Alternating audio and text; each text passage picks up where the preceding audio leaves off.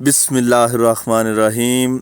Doctor Inamul हक जवेद चौधरी गुलाम हुसैन ਦੇ ਘਰ 16 ਜੂਨ 1949 ਨੂੰ ਫੈਸਲਾਬਾਦ ਵਿੱਚ ਪੈਦਾ ਹੋਏ। ਪੰਜਾਬ ਯੂਨੀਵਰਸਿਟੀ ਤੋਂ ਐਮਏ ਉਰਦੂ ਤੇ ਐਮਏ ਪੰਜਾਬੀ ਕੀਤਾ। 1985 ਵਿੱਚ ਪੰਜਾਬ ਯੂਨੀਵਰਸਿਟੀ ਨੇ ਇਹਨਾਂ ਦੇ ਮੁਕਾਲੇ ਪੰਜਾਬੀ ਅਦਬ ਦਾ ਇਰਤਕਾ ਪਾਕਿਸਤਾਨੀ ਦੌਰ ਤੇ PhD ਦੀ ਡਿਗਰੀ ਦਿੱਤੀ। ਕਿਤਾਬ ਅਜੋਕੀ ਕਹਾਣੀ ਦੇ ਨਾਂ ਨਾਲ ਤਨਕੀਦ ਤੇ ਤਹਿਕੀਕ ਬਾਰੇ ਕਿਤਾਬ 1979 ਵਿੱਚ ਛਪੀ। 1980 ਵਿੱਚ ਤਨਕੀਦੀ ਮਜ਼ਮੂਨਾਂ ਦੀ ਕਿਤਾਬ ਪਰਖਾਂ ਤੇ ਪੰਜਾਬੀ ਡਰਾਮਾ ਦੇ ਨਾਂ ਨਾਲ 1986 ਵਿੱਚ ਇਦਾਰਾ ਸਕਾਫਤ ਇਸਲਾਮਾਬਾਦ ਵੱਲੋਂ ਉਰਦੂ ਜ਼ੁਬਾਨ ਵਿੱਚ ਛਾਇਆ ਹੋਈ। 1990 ਵਿੱਚ ਪੰਜਾਬੀ ਅਦਬ ਦਾ ਇਰਤਕਾ 1947 ਤੋਂ 1988 ਛਪੀ ਅਤੇ ਪਾਕਿਸਤਾਨ ਇਨ ਪੰਜਾਬੀ ਲਿਟਰੇਚਰ ਦੇ ਨਾਂ ਨਾਲ 1993 ਵਿੱਚ ਛਾਇਆ ਹੋਈ।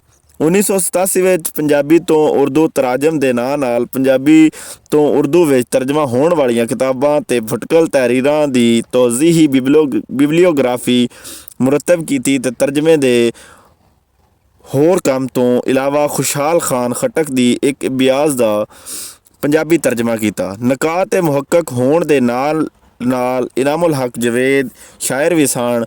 ਉਰਦੂ ਅਤੇ ਪੰਜਾਬੀ ਦੋਹਾਂ ਜ਼ੁਬਾਨਾਂ ਵਿੱਚ ਸ਼ਾਇਰੀ ਕਰਦੇ ਸਨ ਅਤੇ ਮੁਕਤਦਰਾ ਕੌਮੀ ਜ਼ੁਬਾਨ ਨਾਲ ਮੁਨਸਲਿਕ ਵੀ ਰਹੇ।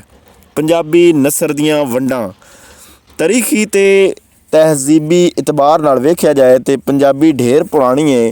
ਦੂਜੀਆਂ ਜ਼ੁਬਾਨਾਂ ਦੇ ਅਦਬ ਵਾਂਗੂ ਇਹਦੇ ਵਿੱਚ ਨਜ਼ਮ ਦਾ ਮੁੱਢ ਨਸਰ ਤੋਂ ਪਹਿਲੇ ਬੱਝਾ ਨਸਰ ਸ਼ਾਇਰੀ ਦੇ ਚੋਖਾ ਚਿਰ ਬਾਅਦ ਹੋਂਦ ਵਿੱਚ ਆਈ। ਇਬਤਦਾਈ ਦੌਰ ਦੀ ਨਸਰ ਦਾ ਜਾਇਜ਼ਾ ਲਿਆ ਜਾਏ ਤਾਂ ਨੋਸ਼ਾ ਗੰਜ ਬਖਸ਼ ਦੀਆਂ ਵਾਜ਼ਾਂ ਤੋਂ ਲੈ ਕੇ ਪਿਛਲੀ ਸਦੀ ਦੇ ਅੱਧ ਤੀਕਰ ਜਿਹੜੀਆਂ ਨਸਰੀ ਤਹਿਰੀਰਾਂ ਸਾਹਮਣੇ ਆਈਆਂ ਹਨ ਉਹ ਬਰਾਹ ਰਾਸਤ ਦੀਨੀ ਮਸਲਿਆਂ ਦੇ ਬਿਆਨ, ਮਜ਼ਹਬੀ ਅਤੇ ਤਬਲੀਗੀ ਮਕਸਦਾਂ ਅਤੇ ਅਖਲਾਕੀ ਦਰਸ ਨਾਲ ਤਾਲੁਕ ਰੱਖਦੀਆਂ ਸਨ। ਜਦ ਕਿ ਪੰਜਾਬ ਉੱਤੇ ਅੰਗਰੇਜ਼ਾਂ ਦੇ ਕਬਜ਼ੇ ਤੋਂ ਬਾਅਦ ਪੰਜਾਬੀ ਜ਼ੁਬਾਨ ਨਸਰ ਦੀਆਂ ਨਵੀਆਂ ਤਖਲੀਕੀ ਸਿਨਫਾਂ ਯਾਨੀ ਅਫਸਾਨੇ, ਨਾਵਲ, ਡਰਾਮੇ ਨਾਲ ਮੁਤਾਰਫ ਕਰਵਾਈ ਹੋਈ ਅਤੇ ਬਾਅਦ ਵਿੱਚ ਇਸ ਅਸਰ ਹੇਠ ਸਫ਼ਰਨਾਮੇ ਅਤੇ ਇਨਸ਼ਾਈਆ ਵੀ ਲਿਖੇ ਗਏ। ਤੰਜ਼ ਅਤੇ ਮਿਜ਼ਾਹ ਤੋਂ ਇਲਾਵਾ ਤਹਿਕੀਕ ਤਨਕੀਦ ਵਿੱਚ ਵੀ ਕੰਮ ਸ਼ੁਰੂ ਹੋਇਆ। ਇਹਨਾਂ ਦਾ ਵੱਖੋ ਵੱਖ ਸਰਨਾਵਿਆਂ ਹੇਠ ਮੁਖਤਸਰ ਜਾਇਜ਼ਾ ਪੇਸ਼ ਕੀਤਾ ਜਾਂਦਾ ਹੈ ਜਾਂ ਜਾਇਜ਼ਾ ਪੇਸ਼ ਹੈ। ਪਹਿਲਾਂ ਕਿ ਅਫਸਾਨਾ ਕਹਾਣੀ ਦਾ ਲਫ਼ਜ਼ ਕਹਿਣ ਤੋਂ ਬਣਿਆ ਹੈ ਅਤੇ ਬਾਅਦ ਵਿੱਚ ਨਵੇਂ ਦੌਰਾਂ ਨਵੀਆਂ ਲੋੜਾਂ ਹੇਠ ਕਹਾਣੀ ਹੌਲੀ ਹੌਲੀ ਮੌਜੂਦਾ ਅਫਸਾਨੇ ਦਾ ਰੂਪ ਧਾਰਦੀ ਚਲੀ ਗਈ। ਮੌਜੂਦਾ ਸਦੀ ਵਿੱਚ ਪਹਿਲੀ ਚੌਥਾਈ ਤੋਂ ਬਾਅਦ ਪੰਜਾਬੀ ਕਹਾਣੀ ਨੇ ਬਦਲਦੀਆਂ ਹੋਈਆਂ ਕਦਰਾਂ ਅਤੇ ਲਹਿਰਾਂ ਨੂੰ ਆਪਣੇ ਅੰਦਰ ਸਮੇਟਦਿਆਂ ਹੋਇਆਂ ਕਈ ਮੋੜ ਮੁੜੇ ਅਤੇ ਕਈ ਮੁਹਾਂਦਰੇ ਬਦਲੇ। ਅਖਲਾਕੀ ਅਤੇ ਇਸਲਾਹੀ ਮੌਜ਼ੂਆਂ ਤੋਂ ਹੁੰਦੀ ਹੋਈ ਅੱਜ ਦੇ ਮੁਹਾਂਦਰੇ ਤੀਕਰ ਆਪਣੀ ਮੁੱਢਲੇ ਦੌਰ ਦੀਆਂ ਕਹਾਣੀਕਾਰਾਂ ਵਿੱਚੋਂ ਜੋਸ਼ਵਾ ਫਜ਼ਲੁੱਦੀਨ ਦਾ ਨਾਂ ਚੋਖਾ ਸਿਰ ਕਢਵਾਏ ਅਤੇ ਪਾਕਿਸਤਾਨ ਬਣਨ ਤੋਂ ਫੌਰਨ ਬਾਅਦ ਜਿਹੜੇ ਅਫਸਾਨੇ ਲਿਖੇ ਗਏ ਉਹ ਜ਼ਿਆਦਾਤਰ ਬਿਆਨੀਆਂ ਅਤੇ ਸਿੱਧ ਪੱਧਰੇ ਅੰਦਾਜ਼ ਦੇ ਸਨ ਜਿਨ੍ਹਾਂ ਵਿੱਚ ਕੋਈ ਕਿੱਸਾ ਬਿਆਨ ਕੀਤਾ ਗਿਆ ਹੁੰਦਾ ਜਾਂ ਕਿਸੇ ਖਾਸ ਵਾਕਿਆ ਜਾਂ ਤਾਸਰ ਨੂੰ ਉਭਾਰਿਆ ਗਿਆ ਹੁੰਦਾ। 1960 ਤੋਂ 1975 ਤੱਕ ਦਾ ਜ਼ਮਾਨਾ ਅਫਸਾਨੇ ਦਾ ਮੁਰਲਾ ਅਤੇ ਅਬੂਰੀ ਦੌਰ ਬਣਦਾ ਹੈ। ਇਸ ਅਰਸੇ ਅੰਦਰ ਅਫਸਾਨੇ ਵਿੱਚ ਹਰ ਤਰ੍ਹਾਂ ਦੇ ਮੌਜ਼ੂਆਤ ਤਜਰਬੇ ਦੀ ਕਠਾਲੀ ਵਿੱਚ ਢਲ ਕੇ ਤਖਲੀਕੀ ਸਤ੍ਹਾ 'ਤੇ ਸਾਹਮਣੇ ਆਉਣੇ ਸ਼ੁਰੂ ਹੋ ਗਏ। ਨਵਾਜ਼ ਦਾ ਮਜਮੂਆ ਡੂੰਘੀਆਂ ਸ਼ਾਮਾਂ ਮਜਮੂਆ 1960 ਪਾਕਿਸਤਾਨ ਬਣਨ ਤੋਂ ਬਾਅਦ ਛਪਣ ਵਾਲੀ ਪਲੋਠੀ ਦੀ ਕਿਤਾਬ ਬਣ ਗਈ। 1975 ਤੋਂ ਬਾਅਦ ਦੇ ਦੌਰ ਵਿੱਚ ਫਨੀ ਅਤੇ ਫਿਕਰੀ ਪੁਖਤਗੀ ਨਾਲ ਤਬਕਾਤੀ ਕਸ਼ਮਕਸ਼, ਮੁਆਸ਼ਰਤੀ ਨਾਇਨਸਾਫੀਆਂ ਅਤੇ ਇਕਤਸਾਦੀ ਜਬਰ ਦੇ ਹਵਾਲੇ ਨਾਲ ਉਭਰਨ ਵਾਲੀ ਲਹਿਰ ਨੂੰ ਮੁੱਖ ਰੱਖਦਿਆਂ ਹੋਇਆਂ ਕਹਾਣੀ ਵਿੱਚ ਸਮਾਜੀ ਸ਼ਊਰ ਦੀ ਡੂੰਘਾਈ ਵੀ ਝਲਕਣੀ ਸ਼ੁਰੂ ਹੋ ਗਈ। ਜਿਸ ਤਰ੍ਹਾਂ ਫਿਕਰੀ ਇਤਬਾਰ ਨਾਲ ਅੱਜ ਦੇ ਅਫਸਾਨੇ ਵਿੱਚ ਕਈ ਅੰਗ ਪਾਏ ਜਾਂਦੇ ਹਨ ਇਸ ਤਰ੍ਹਾਂ ਫਨੀ ਅਤੇ ਤਕਨੀਕੀ ਲਿਹਾਜ਼ ਨਾਲ ਹੁਣ ਅਫਸਾਨਾ ਚੋਖੇ ਰੂਪ ਵਟਾ ਚੁੱਕਿਆ ਹੈ। ਤਵੀਲ ਮੁਖਤਸਰ ਅਫਸਾਨੇ, ਮੁਖਤਸਰ ਤਰੀਨ ਅਫਸਾਨੇ ਯਾਨੀ ਅਫਸਾਨਚੇ ਵੀ ਲਿਖੇ ਜਾ ਰਹੇ ਨੇ ਅਤੇ ਸ਼ਊਰ ਦੀ ਰੌ ਦੇ ਹਵਾਲੇ ਨਾਲ ਵੀ ਨਵੇਕਲੇ ਤਜਰਬੇ ਹੋ ਰਹੇ ਨੇ ਜਿਨ੍ਹਾਂ ਵਿੱਚ ਕਿਸੇ ਕਿਰਦਾਰ ਦੀ ਸੋਚ ਦੇ ਹਵਾਲੇ ਨਾਲ ਇੱਕੋ ਲਹਿਰ ਵਿੱਚ ਤਖਲੀਕ ਮੁਕੰਮਲ ਕੀਤੀ ਜਾਂਦੀ ਹੈ। ਇਸ ਤਰ੍ਹਾਂ ਡਰਾਮਾਈ ਇਖਤਤਾਮੀਆਂ ਯਾਨੀ ਚੌਂਕਾ ਦੇਣ ਵਾਲੇ ਅਫਸਾਨੇ ਵੀ ਖਾਸ ਅਹਿਮੀਅਤ ਰੱਖਦੇ ਨੇ ਜਿਨ੍ਹਾਂ ਦੇ ਆਖਰ ਵਿੱਚ ਆਉਣ ਵਾਲੀ ਪੰਚ ਲਾਈਨ ਪੂਰੇ ਅਫਸਾਨੇ ਨੂੰ ਇੱਕ ਨਵੇਂ ਮਫਹੂਮ ਨਾਲ ਹਮ ਆਂਗ ਕਰ ਦਿੰਦੀ ਹੈ। ਇੱਕ ਮਿਆਰੀ ਅਫਸਾਨੇ ਬਾਰੇ ਕਿਹਾ ਜਾਂਦਾ ਹੈ ਕਿ ਇਹ ਬਹੁਤ ਸਾਰੀਆਂ ਖੂਬੀਆਂ ਦਾ ਹਾਮਲ ਹੁੰਦਾ ਹੈ ਅਤੇ ਕਈ ਅਨਸਰ ਮਿਲ ਕੇ ਇਹਦੇ ਵਿੱਚ ਤਾਸਰ ਪੈਦਾ ਕਰਦੇ ਨੇ। ਮਸਲਨ ਫਿਕਰਿਆਂ ਦੀ ਬੁਣਤੀ, ਫਨੀ ਪਕਿਆਈ, ਗੱਲ ਕਰਨ ਦਾ ਨਵੇਕਲਾ ਢੰਗ, ਇਜ਼ਹਾਰ ਦੀ ਤਾਜ਼ਗੀ, ਕਹਾਣੀ ਜਾਂ ਵਾਕਿਆ, ਪਲਾਟ ਜਾਂ ਖਾਕਾ, ਦਿਲਚਸਪ ਅਤੇ ਮੋਹ ਲੈਣ ਵਾਲਾ ਮੁੱਢ, ਵਾਕਿਆਤ ਦੀ ਆਪਸ ਵਿੱਚ ਜੁੜਤ ਅਤੇ ਲਹਿਜੇ ਦਾ ਉਤਾਰ ਚੜ੍ਹਾਅ। ਸਾਹਮਣੇ ਦੀ ਗੱਲ ਨੂੰ ਤਖਲੀਕ ਦੀ ਇਸਤਾਕਾਰੀ ਨਾਲ ਨਵਾਂ ਰੂਪ ਦੇਣ ਦਾ ਫਨ, ਜ਼ਿੰਦਗੀ ਦੇ ਕਿਸੇ ਅਜਿਹੇ ਤਜਰਬੇ ਨੂੰ ਸਾਹਮਣੇ ਲਿਆਉਣ ਦਾ ਵੱਲ ਜਿਹੜਾ ਆਮ ਅੱਖਾਂ ਤੋਂ ਓਹਲੇ ਹੋਵੇ ਅਤੇ ਅੰਜਾਮ ਯਾਨੀ ਕਹਾਣੀ ਦਾ ਐਸਾ ਅੰਤ ਕਿ ਪੂਰੇ ਵਾਕਿਆ ਦਾ ਕੋਈ ਨਤੀਜਾ ਨਿਕਲ ਕੇ ਸਾਹਮਣੇ ਆ ਸਕੇ। ਇਸ ਇਤਬਾਰ ਨਾਲ ਵੇਖੀਏ ਤਾਂ ਪਤਾ ਲੱਗਦਾ ਹੈ ਕਿ ਜੇ ਮੁਖਤਲਿਫ ਰੁਝਾਨਾਂ ਹੇਠ ਪੰਜਾਬੀ ਅਫਸਾਨਾ ਹਰ ਨਵੀਂ ਵਸੇਬੀ ਸੂਰਤ ਨਾਲ ਸੁਰ ਮਿਲਾਉਂਦਿਆਂ ਹੋਇਆਂ ਅੱਜ ਦੇ ਦੌਰ ਤੱਕ ਪਹੁੰਚਿਆ ਅਤੇ ਅੱਜ ਜਦੀਦ ਅਲਾਮਤੀ ਅਫਸਾਨੇ ਦਾ ਦੌਰ ਹੈ ਜਿਹਦੇ ਵਿੱਚ ਅਲਾਮਤ ਸ਼ਊਰੀ ਇਸਤੇਮਾਲ ਪਾਰੋਂ ਅਵਲ ਹਸੀਅਤ ਅਖਤਿਆਰ ਕਰ ਜਾਂਦੀ ਹੈ ਅਤੇ ਲਫ਼ਜ਼ ਮਫਹੂਮ ਨੂੰ ਤਲੀ 'ਤੇ ਰੱਖ ਕੇ ਸਾਹਮਣੇ ਆਉਣ ਦੀ ਬਜਾਏ ਮੁੱਠੀ ਵਿੱਚ ਲੁਕਾਈ ਰੱਖਦੇ ਨੇ ਅਤੇ ਥੋੜ੍ਹੀ ਕੀਤਿਆਂ ਕਿਸੇ ਨੂੰ ਆਪਣਾ ਭੇਤ ਨਹੀਂ ਦਿੰਦੇ। ਇਸ ਰੰਗ ਦੇ ਅਫਸਾਨਿਆਂ ਦਾ ਦੂਜਾ ਪਹਿਲੂ ਉਹ ਸੀ ਕਿ ਜਿਹਦੇ ਵਿੱਚ ਨਾਸਰ ਬਲੋਚ ਅਤੇ ਮਨਸ਼ਾ ਯਾਦ ਦੇ ਅਫਸਾਨਿਆਂ ਵਾਂਗੂ ਕਹਾਣੀ ਪਨ ਦਾ ਉਨਸਰ ਵੀ ਅਲਾਮਤ ਦੇ ਨਾਲ ਚੱਲਦਾ ਹੈ। ਨਾਵਲ ਇਤਾਲਵੀ ਜ਼ੁਬਾਨ ਦਾ ਲਫ਼ਜ਼ ਨਾਵੈਲਾ ਤੋਂ ਨਿਕਲਿਆ ਹੈ ਜਿਹਦੇ ਮੈਨੀ ਨਵੀਂ ਗੱਲ ਹੈ। ਹਿੰਦੁਸਤਾਨੀ ਜ਼ੁਬਾਨਾਂ ਵਿੱਚ ਨਾਵਲ ਅੰਗਰੇਜ਼ੀ ਸਾਹਿਤ ਦੇ ਅਸਰ ਹੇਠ ਪਹਿਲਾਂ ਬੰਗਾਲੀ, ਉਰਦੂ ਅਤੇ ਹਿੰਦੀ ਵਿੱਚ ਲਿਖਿਆ ਗਿਆ, ਫਿਰ ਪੰਜਾਬੀ ਤੱਕ ਪੜ੍ਹਿਆ। 1897 ਵਿੱਚ ਛਪਣ ਵਾਲੇ ਸੁੰਦਰੀ ਨੂੰ ਪਹਿਲਾ ਪੰਜਾਬੀ ਨਾਵਲ ਮਿਥਿਆ ਗਿਆ ਅਤੇ ਮੀਰਾਂ ਬਖਸ਼ ਮਨਾਜ਼ ਪਹਿਲਾ ਮੁਸਲਮਾਨ ਲਿਖਾਰੀ ਸੀ ਜਿਹਨੇ 1923 ਵਿੱਚ ਜੱਟ ਦੀ ਕਰਤੂਤ ਉਰਫ ਨਵਾਬ ਖਾਨ ਦੇ ਨਾਂ ਨਾਲ ਦਿਹਾਤ ਸੁਧਰ ਦੇ ਜਜ਼ਬੇ ਹੇਠ ਸਮਾਜੀ ਨੋਈਅਤ ਦਾ ਇੱਕ ਨਾਵਲ ਲਿਖਿਆ ਜਿਹਦੇ ਵਿੱਚ ਜ਼ੁਬਾਨ ਅਤੇ ਬਿਆਨ ਅਤੇ ਮਿਆਰੀ ਇਸਤੇਮਾਲ ਦੇ ਨਾਲ ਵਾਕਿਆਤ ਨਿਗਾਰੀ ਵੱਲ ਵੀ ਤਵੱਜਾ ਦਿੱਤੀ ਗਈ ਹੈ ਅਤੇ ਨਾਮ ਨਮੂਦ ਵਾਸਤੇ ਪੇਂਡੂ ਸਮਾਜ ਵਿੱਚ ਰਿਵਾਜ ਪਾ ਜਾਣ ਵਾਲੀਆਂ ਮਨਫੀ ਰੀਤਾਂ ਅਤੇ ਰਸਮਾਂ ਨੂੰ ਨਵੇਕਲੇ ਰੰਗ ਨਾਲ ਪੇਸ਼ ਕਰਕੇ ਹਕੀਕਤ ਪਸੰਦਾਨਾ ਅੰਦਾਜ਼ ਵਿੱਚ ਇਹਨਾਂ ਦੇ ਉਪਾਅ ਦਾ ਚਾਰਾ ਕੀਤਾ ਗਿਆ ਸੀ। ਨਾਵਲ ਦੇ ਵੱਖੋ ਵੱਖ ਬੁਨਤਰੀ ਅੰਗਾਂ ਵੱਲ ਝਾਤ ਪਾਈਏ ਤਾਂ ਪਤਾ ਲੱਗਦਾ ਹੈ ਕਿ ਇਹ ਅਫਸਾਨੇ ਦੀ ਇੱਕ ਖਿਲਰੀ ਹੋਈ ਸੂਰਤ ਹੈ ਜਿਹਦੇ ਵਿੱਚ ਕਿਸੇ ਇੱਕ ਕਿਰਦਾਰ ਦੀ ਜ਼ਿੰਦਗੀ ਕਿਸੇ ਇੱਕ ਪਹਿਲੂ ਦੀ ਬਜਾਏ ਪੂਰੀ ਹਯਾਤੀ ਦੇ ਮੁਤਲਕ ਅਹਿਮ ਵਾਕਿਆਤ ਨੂੰ ਕਲਾਵੇ ਵਿੱਚ ਲੈ ਕੇ ਪੈਦਾਇਸ਼ ਤੋਂ ਮੌਤ ਤੱਕ ਦੇ ਹਾਲਾਤ ਨੂੰ ਕਾਮਯਾਬੀਆਂ ਅਤੇ ਨਾਕਾਮੀਆਂ ਸਣੇ ਬਿਆਨ ਕੀਤਾ ਗਿਆ ਹੁੰਦਾ ਹੈ। ਪਲਾਟ, ਕਿਰਦਾਰ ਨਿਗਾਰੀ, ਮੁਕਾਲਮੇ, ਮੌਜ਼ੂ ਅਤੇ ਮੰਜ਼ਰ ਨਿਗਾਰੀ ਨੂੰ ਨਾਵਲ ਦੇ ਅਹਿਮ ਜੁਜ਼ ਤਸੱਵਰ ਕੀਤਾ ਜਾਂਦਾ ਹੈ। ਪਲਾਟ ਖਾਮ ਮਵਾਦ ਦੀ ਤਰਤੀਬ ਜਾਂ ਮੁਖਤਲਿਫ ਵਾਕਿਆਤ ਦੇ ਰਬਤ ਨੂੰ ਕਿਹਾ ਜਾਂਦਾ ਹੈ। ਕਿਰਦਾਰ ਨਿਗਾਰੀ ਲਈ ਜ਼ਰੂਰੀ ਹੈ ਕਿ ਜੇ ਨਾਵਲ ਦੀਆਂ ਕਿਰਦਾਰਾਂ ਨੂੰ ਆਮ ਫਿਤਰੀ ਅੰਦਾਜ਼ ਵਿੱਚ ਪੇਸ਼ ਕਰਕੇ ਇਹਨਾਂ ਨੂੰ ਮੁਖਤਲਿਫ ਤਬਦੀਲੀਆਂ ਅਤੇ ਇਰਤਕਾਈ ਮੰਜ਼ਲਾਂ 'ਚੋਂ ਗੁਜ਼ਾਰਦਿਆਂ ਹੋਇਆਂ ਵਿਖਾਇਆ ਜਾਏ। ਮੰਜ਼ਰ ਨਿਗਾਰੀ ਤੋਂ ਮੁਰਾਦ ਸਿਰਫ ਫਿਤਰੀ ਮੰਜ਼ਰ ਦੀ ਚਿੱਤਰਕਾਰੀ ਨਹੀਂ ਬਲਕਿ ਇਹਦੇ ਵਿੱਚ ਸਮਾਜੀ ਜ਼ਿੰਦਗੀ ਦੇ ਮੁਖਤਲਿਫ ਮੰਜ਼ਰ ਵੀ ਸ਼ਾਮਲ ਹੁੰਦੇ ਨੇ। ਪਾਕਿਸਤਾਨ ਬਣਨ ਤੋਂ ਬਾਅਦ ਛਪਣ ਵਾਲਾ ਪਹਿਲਾ ਨਾਵਲ ਜੋਸ਼ਵਾ ਫਜ਼ਲ-ਉਦ-ਦੀਨ ਦਾ ਬਰਕਤੇ 1954 ਸੀ ਜਿਹੜਾ ਕਿ ਨਫਸੀਆਤੀ ਪਸੇ ਮੰਜ਼ਰ ਵਿੱਚ ਉਲੀਕਿਆ ਗਿਆ ਸੀ। ਜ਼ਮਾਨੀ ਵੰਡ ਦੇ ਇਤਬਾਰ ਨਾਲ 1970 ਤੋਂ ਬਾਅਦ ਦਾ ਦੌਰ ਅਤੇ ਖ਼ਾਸ ਤੌਰ 'ਤੇ 1976 ਦਾ ਸਾਲ ਇੱਕ ਅਜਿਹਾ ਮੋੜ ਬਣਦਾ ਹੈ ਜਿੱਥੇ ਆ ਕੇ ਨਾਵਲ ਨਿਗਾਰੀ ਵੱਲ ਉਚੇਚਾ ਧਿਆਨ ਦਿੱਤਾ ਗਿਆ। ਇਸ ਇੱਕ ਸਾਲ ਵਿੱਚ 6 ਨਾਵਲ ਛਾਇਆ ਹੋਏ ਜਦ ਕਿ 1971 ਤੋਂ ਪਹਿਲਾਂ ਦੇ ਦੌਰ ਵਿੱਚ 23 ਵਰ੍ਹਿਆਂ ਵਿੱਚ ਸਿਰਫ 5 ਨਾਵਲ ਛਾਪੇ ਚੜ੍ਹੇ। ਬਹਰਹਾਲ ਪੰਜਾਬੀ ਵਿੱਚ ਹੁਣ ਤੱਕ ਰਚੇ ਗਏ ਇਹਨਾਂ ਨਾਵਲਾਂ ਵਿੱਚ ਅਖਲਾਕੀ ਨੋਈਅਤ ਵੀ ਨੇ ਅਤੇ ਸਵਾਨੀ ਵੀ, ਸਮਾਜੀ ਨਾਵਲ ਵੀ ਹਨ ਅਤੇ ਰੋਮਾਨੀ, ਸਿਆਸੀ ਨਾਵਲ ਵੀ ਹਨ ਅਤੇ ਨਫਸੀਆਤੀ ਵੀ, ਪਰ ਜ਼ਿਆਦਾਤਰ ਨਾਵਲ ਸਮਾਜੀ ਰੋਮਾਨੀ ਨੋਈਅਤ ਦੇ ਜਿਨ੍ਹਾਂ ਵਿੱਚ ਪੇਂਡੂ ਰਹਿਤਲ ਅਤੇ ਪੰਜਾਬ ਦੀਆਂ ਰੀਤਾਂ ਰਸਮਾਂ ਦੀ ਅਕਾਸੀ ਕੀਤੀ ਗਈ ਹੈ। ਡਰਾਮੇ ਦਾ ਲਫ਼ਜ਼ ਯੂਨਾਨੀ ਜ਼ੁਬਾਨ ਦੇ ਲਫ਼ਜ਼ ਡਰਾਓ ਤੋਂ ਨਿਕਲਿਆ ਹੈ ਜਿਹਦਾ ਮਤਲਬ ਇਹ ਵੇਖ ਅਮਲ ਕਰਕੇ ਵਿਖਾਉਣਾ। ਮਤਲਬ ਇਹ ਵੇ ਕਿ ਡਰਾਮੇ ਵਿੱਚ ਕੌਲ ਨੂੰ ਅਮਲ ਦੇ ਰੂਪ ਵਿੱਚ ਅਤੇ ਫਰਦ ਨੂੰ ਤਹਿਰੀਰ ਦੇ ਮੁਤਾਬਕ ਢਾਲ ਕੇ ਪੇਸ਼ ਕੀਤਾ ਜਾਂਦਾ ਹੈ। ਇਸ ਫਨ ਦੀ ਤਾਰੀਖ ਬਹੁਤ ਪੁਰਾਣੀ ਹੈ। ਮਿਸਰ ਤੇ ਚੀਨ ਦੇ ਨਾਲ ਮਸ਼ਰਕ ਵਿੱਚ ਹਿੰਦੁਸਤਾਨ ਤੇ ਮਗਰਬ ਵਿੱਚ ਯੂਨਾਨ ਨੂੰ ਇਹਦਾ ਜਨਮ ਘਰ ਮਿਥਿਆ ਜਾਂਦਾ ਹੈ। ਪੰਜਾਬੀ ਵਿੱਚ ਡਰਾਮੇ ਦਾ ਬਕਾਇਦਾ ਆਗਾਜ਼ ਅੰਗਰੇਜ਼ੀ ਦੌਰ ਵਿੱਚ ਹੋਇਆ ਤੇ ਮੌਜੂਦਾ ਸਦੀ ਦੇ ਪਹਿਲੇ ਦਹਾਕੇ ਵਿੱਚ ਸਟੇਜ ਲਈ ਬਕਾਇਦਾ ਤਖਲੀਕੀ ਡਰਾਮੇ ਲਿਖੇ ਜਾਣ ਲੱਗ ਪਏ।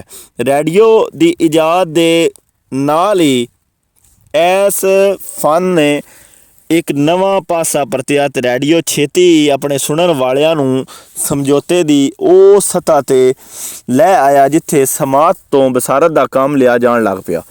ਰਫੀ ਪੀਰ ਦਾ ਡਰਾਮਾ ਅੱਖੀਆਂ 1938 ਵਿੱਚ ਪਹਿਲਾ ਰੇਡੀਆਈ ਡਰਾਮਾ ਸੀ। ਇਹਦੇ ਬਾਅਦ ਡਰਾਮਾ ਸਕਰੀਨ ਤੱਕ ਜਾ ਪਹੁੰਚਿਆ ਤੇ ਮੌਜੂਦਾ ਦੌਰ ਵਿੱਚ ਇਹ ਫਨ 4 ਖਾਨਿਆਂ ਵਿੱਚ ਵੰਡਿਆ ਜਾਂਦਾ ਹੈ: radio drama, TV drama, stage drama ਤੇ ਲਿਖਤੀ ਡਰਾਮਾ।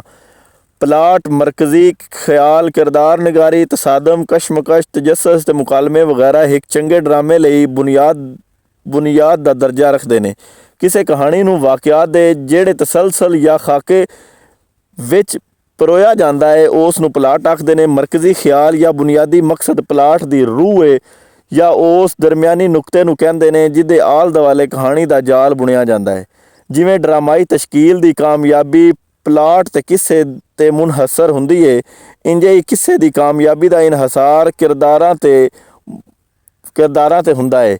ਹੀਰੋ ਆਪਣੇ ਨਸਬੁਲ ਐਨ ਤੱਕ ਅਪੜਨ ਲਈ ਯਤਨ ਕਰਦਾ ਹੈ ਜਦ ਕਿ ਵਿਲਨ ਬਾਰ-ਬਾਰ ਤਸਾਦਮ ਤੇ ਕਸ਼ਮਕਸ਼ ਦੀ ਸੂਰਤ ਪੈਦਾ ਕਰਦਾ ਹੈ। ਤਸਾਦਮ ਦੀ ਇਹ ਸੂਰਤ ਹਾਲ ਡਰਾਮੇ ਵਿੱਚ ਤਜੱਸਸ ਜਾਂ ਹੈਰਤ ਦੀ ਰਾਹ ਹਮਵਾਰ ਕਰਦੀ ਹੈ। ਮੁਕਾਲਮਿਆਂ ਦਾ ਸ਼ੁਮਾਰ ਡਰਾਮਿਆਂ ਦੀਆਂ ਯਾਦ ਰਹਿ ਜਾਣ ਵਾਲੀਆਂ ਚੀਜ਼ਾਂ ਵਿੱਚ ਸ਼ੁਮਾਰ ਹੁੰਦਾ ਹੈ। ਇਸ ਲਈ ਜ਼ਰੂਰੀ ਹੈ ਕਿ ਜੇ ਜ਼ੁਬਾਨ ਤੇ ਬਿਆਨ ਦੀ ਮੌਜ਼ੂਨੀਅਤ ਦੇ ਇਲਾਵਾ ਇਹ ਬਰਜਸਤਾ ਮਹਿਲ ਤੇ ਪੱਕੇ ਪੀੜੇ ਹੋਣ। ਜਿਸ ਤਰ੍ਹਾਂ ਜ਼ਿੰਦਗੀ ਖੁਸ਼ੀ ਤੇ ਗਮ ਦੋਵੇਂ ਜਜ਼ਬਾਤ ਨਾਲ ਇਬਾਰਤ ਇਹ ਇਸ ਤਰ੍ਹਾਂ ਦਾਖਲੀ ਇਤਬਾਰ ਨਾਲ ਡਰਾਮੇ ਦੀਆਂ 2 ਕਿਸਮਾਂ ਬਣਦੀਆਂ ਨੇ: ਤਰਬੀਆ ਤੇ ਅਲਮੀਆ। ਯਾਨੀ ਟ੍ਰੈਜਡੀ ਦਾ ਰੁਖ ਬਹੁਤਾ ਕਰਕੇ ਦਾਖਲੀਅਤ ਵੱਲ ਹੁੰਦਾ ਹੈ ਜਦ ਕਿ ਕਾਮੇਡੀ ਯਾਨੀ ਤਰਬੀਆ ਜ਼ਿੰਦਗੀ ਦੀ ਸ਼ਗੁਫਤਾ ਨਕਲ ਨਾਲ ਬਣਦਾ ਹੈ। ਪੰਜਾਬੀ ਵਿੱਚ ਡਰਾਮੇ ਦੇ ਮੁੱਢਲੇ ਲਿਖਾਰੀਆਂ ਵਿੱਚ ਸਜਾਦ ਹੈਦਰ, ਆਗਾ ਅਸ਼ਰਫ ਤੇ ਅਸ਼ਫਾਕ ਅਹਿਮਦ ਦੇ ਨਾਂ ਸਿਰ ਕੱਢਵੇਂ ਨੇ। ਪਾਕਿਸਤਾਨ ਬਣਨ ਤੋਂ ਬਾਅਦ ਛਪਣ ਵਾਲੀ ਰੇਡੀਆਈ ਡਰਾਮਿਆਂ ਦੀ ਪਹਿਲੀ ਕਿਤਾਬ ਸਜਾਦ ਹੈਦਰ ਦੀ ਹਵਾ ਦੇ ਹੋ ਕੇ 1957 ਵਿੱਚ ਬਣਦੀ ਹੈ ਜਦ ਕਿ ਕਿਤਾਬੀ ਸੂਰਤ ਵਿੱਚ ਸ਼ਾਇਆ ਹੋਣ ਵਾਲਾ ਪਹਿਲਾ ਡਰਾਮਾ ਟੈਲੀਪਲੇ ਮਨੂ ਭਾਈ ਦਾ ਜਜ਼ੀਰਾ 1977 ਵਿੱਚ ਟੀਵੀ ਡਰਾਮੇ ਦੀ ਸਭ ਤੋਂ ਤਰੱਕੀ ਯਾਫਤਾ ਸ਼ਕਲ ਬਣਦੀ ਹੈ ਕਿਉਂ ਜੇ ਇਸ ਨਵੇਂ ਮੀਡੀਅਮ ਦੇ ਜ਼ਰੀਏ ਹਰ ਨੋਈਅਤ ਦਾ ਮੰਜ਼ਰ ਬਰਾਹ ਰਾਸਤ ਵਿਖਾਇਆ ਜਾ ਸਕਦਾ ਹੈ। ਸਫ਼ਰਨਾਮੇ ਦੀ ਤਾਰੀਖ ਵੱਲ ਝਾਤ ਮਾਰੀ ਜਾਏ ਤਾਂ ਪਤਾ ਲੱਗਦਾ ਹੈ ਕਿ ਜੇ ਸਫ਼ਰ ਹਰ ਦੌਰ ਵਿੱਚ ਇਨਸਾਨ ਦੀ ਬੁਨਿਆਦੀ ਜ਼ਰੂਰਤ ਰਿਹਾ, ਫਿਰ ਜਦੋਂ ਬੰਦੇ ਨੇ ਲਿਖਣਾ ਸ਼ੁਰੂ ਕੀਤਾ ਉਹਦੀਆਂ ਤਹਿਰੀਰਾਂ ਵਿੱਚ ਸਫ਼ਰ ਦੇ ਹਾਲਾਤ ਵੀ ਆਉਣੇ ਸ਼ੁਰੂ ਹੋ ਗਏ।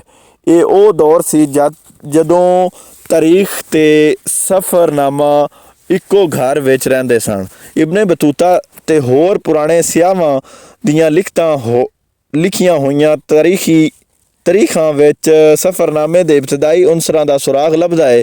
ਫਿਰ ਜਿਵੇਂ ਜਿਵੇਂ ਇਲਮ ਦੀ ਰੋਸ਼ਨੀ ਵੱਧਦੀ ਗਈ ਸਫ਼ਰਨਾਮਾ ਤਾਰੀਖ ਨਾਲੋਂ ਆਪਣਾ ਨਖੇੜਾ ਕਰਦਾ ਗਿਆ। ਪਰ ਹਾਲੇ ਵੀ ਜਿੰਨਾ ਚਿਰ ਤੱਕ ਸਿਆਹ ਦੀ ਅੱਖ ਮੋਰਖ ਦੀ ਸੋਚ ਤੇ ਅਦੀਬ ਦਾ ਕਲਮ ਤਿੰਨੇ ਰਲ ਕੇ ਇੱਕ ਸਾਂਝਾ ਮੰਜ਼ਰ ਲੱਭਣ ਦਾ ਯਤਨ ਨਾ ਕਰਨ ਇੱਕ ਚੰਗਾ ਸਫ਼ਰਨਾਮਾ ਤਖਲੀਕ ਨਹੀਂ ਹੋ ਸਕਦਾ। ਜਦੀਦ ਹਵਾਲਿਆਂ ਨਾਲ ਅਦਬ ਵਿੱਚ ਸਫ਼ਰਨਾਮੇ ਦੀ ਉਮਰ ਬਹੁਤ ਘੱਟ ਬਣਦੀ ਹੈ। ਵੈਸੇ ਹੀ ਇਹਨੂੰ ਇੱਕ ਮਹਿੰਗੀ ਸਿਨਫ ਆਖਿਆ ਜਾਂਦਾ ਹੈ। ਇਹਦੇ ਲਈ ਪਹਿਲੇ ਕਿਸੇ ਮੁਲਕ ਜਾਂ ਇਲਾਕੇ ਦੀ ਸੈਰ ਕਰਨੀ ਪੈਂਦੀ ਹੈ ਜਿਹਦੇ ਲਈ ਦੌਲਤ ਤੇ ਫੁਰਸਤ ਜ਼ਰੂਰੀ ਹੈ। ਫਿਰ ਬੰਦੇ ਦਾ ਸਿਹਤਮੰਦ ਹੋਣਾ ਵੀ ਜ਼ਰੂਰੀ ਹੁੰਦਾ ਹੈ ਕਿ ਜੇ ਆਪਣੇ ਉਹ ਪੈਰਾਂ ਤੇ ਟੁਰ ਕੇ ਹਰ ਮੰਜ਼ਰ ਦਾ ਬਾਰੀਕੀ ਨਾਲ ਮੁਸ਼ਾਹਦਾ ਕਰ ਸਕੇ। ਫਿਰ ਸਫ਼ਰ ਕਰਨ ਵਾਲਾ ਹਰ ਬੰਦਾ ਆਪਣੇ ਮਿਜ਼ਾਜ ਤੇ ਆਪਣੇ ਮਕਸਦ ਲਈ ਮੁੱਖ ਰੱਖ ਕੇ ਆਪਣੇ ਲਈ ਰਸਤਾ ਚੁਣਦਾ ਹੈ ਤੇ ਰਸਤਿਆਂ ਮਿਜ਼ਾਜਾਂ ਤੇ ਮਕਸਦਾਂ ਦਾ ਇਹੋ ਇਖਤਲਾਫ ਹੈ ਜਿਹੜਾ ਇਸ ਸਿਨਫ ਵਿੱਚ ਰੰਗਾ ਰੰਗੀ ਪੈਦਾ ਕਰਦਾ ਹੈ ਤੇ ਪੜ੍ਹਨ ਵਾਲੇ ਨੂੰ ਦਿਲਚਸਪੀ ਦਾ ਉਨਸਰ ਫਰਾਹਮ ਕਰਦਾ ਹੈ। ਇੰਜ ਤੇ ਬਿਆਨ ਦੀ ਸਦਾਕਤ, ਇਜ਼ਹਾਰ ਦੀ ਸੱਚਾਈ ਤੇ ਕਿਸੇ ਸਫ਼ਰਨਾਮੇ ਦਾ ਦਿਲਚਸਪ ਬਣਾਉਣ ਲਈ ਕਈ ਤਰੀਕੇ ਵਰਤੇ ਜਾਂਦੇ ਨੇ। ਕਿਧਰੇ ਮੁਜ਼ਹਿਕ ਜਾਂ ਫਿਕਰ ਅੰਗੇਜ਼ ਸੂਰਤ ਹਾਲ ਨਾਲ ਕਾਰੀ ਦਾ ਟਾਕਰਾ ਕਰਾ ਦਿੱਤਾ ਜਾਂਦਾ ਹੈ, ਤੇ ਕਿਧਰੇ ਅਫਸਾਨਵੀ ਅੰਦਾਜ਼ ਇਖਤਿਆਰ ਕਰਕੇ ਤਖਯਲ ਤੇ ਰੋਮਾਨ ਦੇ ਜ਼ਰੀਏ ਦਿਲਚਸਪੀ ਪੈਦਾ ਕੀਤੀ ਜਾਂਦੀ ਹੈ। ਹੈਰਤ ਵੀ ਸਫ਼ਰਨਾਮੇ ਦਾ ਇੱਕ ਬੁਨਿਆਦੀ ਜੁਜ਼ ਹੈ।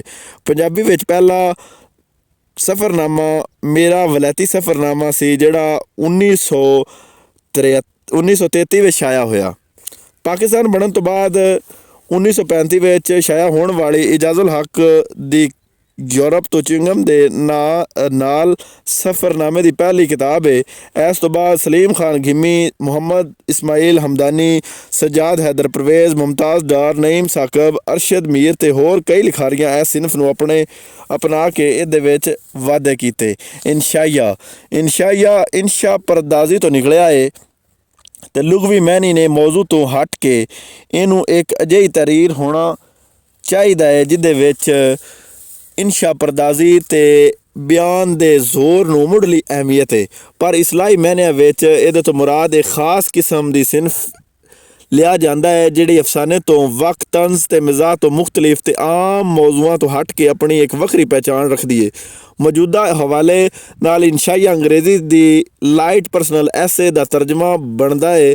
ਪਾਰਖਾਂ ਦੀ ਅਕਸਰੀਅਤ ਹਾਲੇ ਇਹਦੇ ਕਿਸੇ ਇੱਕ ਸਾਂਝੀ ਤੇ ਜਾਮਿਆ ਤਾਰੀਫ ਤੱਕ ਨਹੀਂ ਪਹੁੰਚ ਸਕੀ। ਇਸ ਬੇਵਸਾਈ ਦੀ ਇੱਕ ਵਜ੍ਹਾ ਇਹ ਵੇ ਕਿ ਇਸ ਸਿਨਫ ਦੀ ਕਮ ਉਮਰੀ ਹੈ। ਦੂਜੀ ਵਜ੍ਹਾ ਇਹ ਵੇ ਕਿ ਜੇ ਇਹ ਇੱਕ ਲਚਕੀਲੀ ਸਿਨਫ ਹੈ ਜਿਹਦਾ ਤਲਕ ਦਾਖਲੀ ਸਤ੍ਹਾ ਨਾਲ ਹੈ ਤੇ ਖਾਰਜੀ ਸਤ੍ਹਾ ਤੇ ਇਹਦੀ ਆਪਣੀ ਕੋਈ ਹਾਇਤ ਜਾਂ ਫਾਰਮ ਜਾਂ ਸ਼ਕਲ ਨਹੀਂ। ਮੁਸ਼ਤਾਕ ਬਾਸਤ ਦੀ ਕਿਤਾਬ ਸੁੱਖ ਦਾ ਸਾਹ ਪੰਜਾਬੀ ਵਿੱਚ ਛਪਣ ਵਾਲੀ ਪਹਿਲੀ ਕਿਤਾਬ ਹੈ ਜਿਹਨੂੰ ਇਹਦੇ ਸਿਰਜਣਹਾਰ ਨੇ ਆਪੋ ਇਨਸ਼ਾਈਏ ਦੀ ਪਹਿਲੀ ਕਿਤਾਬ ਕਿਹਾ ਹੈ। ਤੇ ਪੁਟਕਲ ਲੇਖਾਂ ਵਾਲੀਆਂ ਤੋਂ ਇਲਾਵਾ ਅਸਲਮ ਕੁਰੈਸ਼ੀ, ਆਸ਼ਕ ਰਹੀਲ, ਮੁਹੰਮਦ ਅਸਲਮ ਮਤਵਾਲਾ, ਨਾਸਰ ਰਾਣਾ, ਮੀਆਂ ਜ਼ਫਰ ਮਕਬੂਲ ਤੇ ਕਈ ਹੋਰ ਲਿਖਾਰੀਆਂ ਦੀਆਂ ਕਿਤਾਬਾਂ ਵੀ ਛਪ ਚੁੱਕੀਆਂ ਨੇ, ਜਿਨ੍ਹਾਂ ਦੇ ਜ਼ਰੀਏ ਇਨਸ਼ਾਈਆ ਦੇ ਮੁਖਤਲਿਫ ਰੂਪ ਸਾਹਮਣੇ ਆਏ ਨੇ। ਤੰਜ਼ ਤੇ ਮਿਜ਼ਾਹ ਅਰਬੀ ਦਾ ਅਖਾਣ ਹੈ, ਅਲ ਮਜ਼ਾਊ ਫਿਲ ਕਲਮਿਹਾ ਫਿਤਵਾਮ, ਯਾਨੀ ਗੁਫ਼ਤਗੂ ਵਿੱਚ ਮਿਜ਼ਾਹ ਦੀ ਉਹ ਅਹਿਮੀਅਤ ਹੁੰਦੀ ਹੈ ਜੋ ਖਾਣੇ ਵਿੱਚ ਲੂਣ ਦੀ ਹੁੰਦੀ ਹੈ। ਇਹ ਉਦੋਂ ਤੱਕ ਹੀ ਲੁਤਫ ਦਿੰਦਾ ਹੈ ਜਦੋਂ ਤੱਕ ਇਹਦੀ ਮਿਕਦਾਰ ਉਹ ਰਵੇ, ਕਿਉਂ ਜੇ ਹਯਾਤੀ ਨੂੰ ਉਸਾਰਨ ਤੇ ਧਰਤੀ ਨੂੰ ਸ਼ਿੰਗਾਰਨ ਲਈ ਸੰਜੀਦਗੀ ਨਾਲ ਕੰਮ ਕਰਨਾ ਜ਼ਰੂਰੀ ਹੁੰਦਾ ਹੈ। ਤੇ ਮਿਜ਼ਾਹ ਦਾ ਕੰਮ ਸਿਰਫ ਇੰਨਾ ਹੈ ਕਿ ਜਦੋਂ ਕੰਮ ਦਾ ਥਕੇਵਾਂ ਬੰਦੇ ਦੇ ਜੁੱਸੇ ਨੂੰ ਵੱਟ ਪਾ ਕੇ ਉਹਦੀਆਂ ਤੜਾਵਾਂ ਖਿੱਚ ਰਿਹਾ ਹੁੰਦਾ ਹੈ, ਤੇ ਇਹ ਉਹਨਾਂ ਇੱਕ ਅਜਿਹੀ ਤਫਰੀਹ ਮੁਹੱਈਆ ਕਰੇ ਕਿ ਜਿਹੜੀ ਉਹਦੇ ਜਿਸਮ ਤੇ ਦਿਮਾਗ ਨੂੰ ਕੁਝ ਚਿਰ ਲਈ ਆਲੇ ਦੁਆਲੇ ਤੋਂ ਬੇਖਬਰ ਕਰਕੇ ਇੰਜ ਹੌਲਾ ਫੁੱਲ ਕਰ ਦੇਵੇ ਕਿ ਉਹ ਮੁੜ ਅਗਾਂਹ ਟੁਰਨ ਲਈ ਤਿਆਰ ਹੋ ਜਾਵੇ। ਬੁਨਿਆਦੀ ਤੌਰ 'ਤੇ ਤੰਜ਼ ਤੇ ਮਜ਼ਾਹ ਸਿਰਫ ਸੁਖਨ ਨਹੀਂ ਬਲਕਿ ਮੌਜ਼ੂਏ ਸੁਖਨ ਹੈ, ਯਾਨੀ ਮਜ਼ਾਹ ਸ਼ਾਇਰੀ ਵਿੱਚ ਵੀ ਵਰਤਿਆ ਜਾ ਸਕਦਾ ਹੈ। ਨਸਰ ਵਿੱਚ ਮਜ਼ਾਹ ਪੈਦਾ ਕਰਨ ਲਈ ਜਿਹੜੇ ਹਰਬੇ ਇਖਤਿਆਰ ਕੀਤੇ ਜਾਂਦੇ ਨੇ ਉਹਨਾਂ ਵਿੱਚ ਲਫ਼ਜ਼ੀ ਬਾਜ਼ੀਗਰੀ, ਲਤੀਫਾ ਗੋਈ, ਵਾਕਿਆਤੀ ਮਜ਼ਾਹ ਤੇ ਸੂਰਤ ਹਾਲ ਦਾ ਮਜ਼ਾਹ ਜ਼ਿਆਦਾ ਅਹਿਮ ਨੇ। ਖਾਕਾ ਨਿਗਾਰੀ ਵੀ ਅਸਲੋ ਮਜ਼ਾਹ ਦੀ ਇੱਕ ਜ਼ੈਲੀ ਸੂਰਤ ਹੈ ਜਿਹਦੇ ਵਿੱਚ ਸ਼ਗੁਫਤਾ ਅੰਦਾਜ਼ ਇਖਤਿਆਰ ਕਰਕੇ ਕਿਸੇ ਫਰਦ ਦੀ ਸ਼ਖਸੀਅਤ ਦਾ ਤਜਜ਼ੀਆ ਕੀਤਾ ਗਿਆ ਹੁੰਦਾ ਹੈ। ਪੰਜਾਬੀ ਨਸਰ ਵਿੱਚ ਮਜ਼ਾਹ ਦਾ ਖੁਰਾ ਨਪਦਿਆਂ ਹੋਇਆਂ ਪਿੱਛੇ ਜਾਈਏ ਤਾਂ ਨਜ਼ਰਾਂ ਜ਼ਿਆਦਾ ਤੋਂ ਜ਼ਿਆਦਾ ਹਫ਼ਤਾਵਾਰ ਮਖੌਲੀਆ ਅਖਬਾਰ ਮੌਜੀ ਤੱਕ ਹੀ ਜਾਂਦੀਆਂ ਨੇ, ਜਿਹੜਾ 1931 ਵਿੱਚ ਜਾਰੀ ਹੋਇਆ ਸੀ। ਪਾਕਿਸਤਾਨ ਬਣਨ ਤੋਂ ਬਾਅਦ ਅਨਵਰ ਅਲੀ ਦੀ ਕਿਤਾਬ ਕਾਲੀਆਂ ਇੱਟਾਂ ਕਾਲੇ ਰੋਡ ਮਤਬੂਆ 1972 ਨੂੰ ਅਵਲੀਅਤ ਦਰਜਾ ਹਾਸਲ ਹੈ। ਇਹਦੇ ਬਾਅਦ ਅਰਸ਼ਦ ਮੀਰ, ਅਸਲਮ ਕੁਰੈਸ਼ੀ, ਇਬਨ ਕੈਸਰ, ਸਜਾਦ ਹੈਦਰ ਪਰਵੇਜ਼ ਤੇ ਹੋਰ ਲਿਖਾਰੀਆਂ ਦੀਆਂ ਕਿਤਾਬਾਂ ਆਈਆਂ ਤੇ ਪੁਟਕਲ ਮਜ਼ਮੂਨਾਂ ਦੀ ਸੂਰਤ ਵਿੱਚ ਚੋਖਾ ਮਿਜ਼ਾਹ ਤਖਲੀਕ ਕੀਤਾ ਗਿਆ। ਤਨਕੀਦ ਦਾ ਮਾਦਾ ਨਕਦ ਤੋਂ ਨਿਕਲਿਆ ਹੈ। ਇਹਨੂੰ ਆਲੋਚਨਾ, ਪਰਖ ਪੜਤਾਲ ਵੀ ਕਿਹਾ ਜਾਂਦਾ ਹੈ। ਕਿਸੇ ਸਿਆਣੇ ਨੇ ਆਖਿਆ ਕਿ ਤਨਕੀਦ ਦਾ ਮਤਲਬ ਅਨਾਜ ਨੂੰ ਇੰਜ ਠਪਲਣਾ ਕਿ ਦਾਣਾ ਤੂੜੀ ਤੋਂ ਵੱਖ ਹੋ ਜਾਏ। ਇਸ ਇਤਬਾਰ ਨਾਲ ਪਾਰਖ ਦਾ ਕੰਮ ਇਹ ਬਣਦਾ ਹੈ ਕਿ ਜੇ ਅਦਬ ਪਾਰੇ ਦਾ ਤਜਜ਼ੀਆ ਕਰਦਿਆਂ ਹੋਇਆਂ ਖਰੇ ਤੇ ਖੋਟੇ ਨੂੰ ਵੱਖ-ਵੱਖ ਕਰ ਦੇਵੇ। ਪੁਰਾਣੇ ਜ਼ਮਾਨੇ ਵਿੱਚ ਪੰਜਾਬੀ ਤਨਕੀਦ ਦੀ ਪਹਿਲੀ ਕਿਤਾਬ ਪ੍ਰੇਮ ਕਹਾਣੀ ਵਾਂਗੂ ਤਨਕੀਦ ਤਸ਼ਰੀਹ ਜਾਂ ਤਜ਼ਕਰੇ ਦੇ ਅੰਦਾਜ਼ ਵਿੱਚ ਕੀਤੀ ਜਾਂਦੀ ਸੀ, ਪਰ ਨਵੇਂ ਦੌਰ ਵਿੱਚ ਇਹ ਬਾਕਾਇਦਾ ਇੱਕ ਫਨ ਦੀ ਸੂਰਤ ਅਖਤਿਆਰ ਕਰ ਚੁੱਕੀ ਹੈ।